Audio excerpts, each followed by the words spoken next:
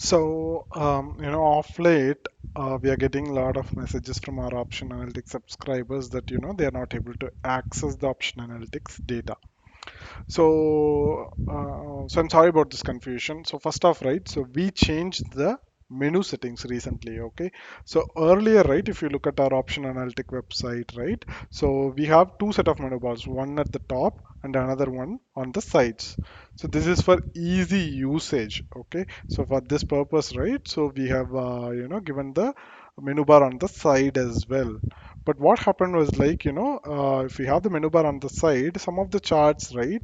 So the full view of the some of the charts are, actually blocked. So, some part of the charts, right? It's blocked by this particular, menu bar. So since the menu bar for the option analytics runs, lengthier, right? So it was actually blocking, some part of the two charts at the top. Okay, so what we did was we just removed the menu bar from the side form now.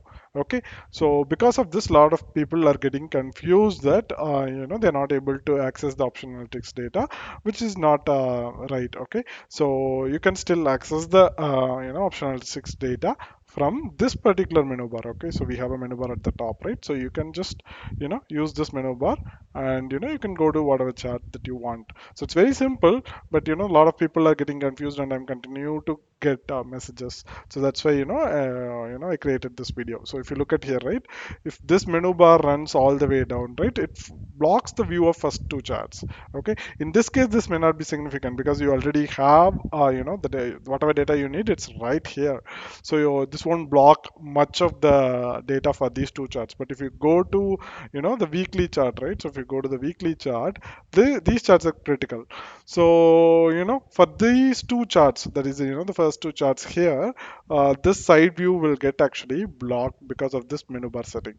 So that's why we've taken out this menu bar, but you have another menu bar at the top which you can definitely use to navigate between the various menu options. Okay, so just wanted to put this out in a video. So if some people, especially those who are not technical, if they want to go into this, then they can definitely then in that case this video might be helpful for them. Okay, it's not for everyone, it's for people who is having some issues. Okay, so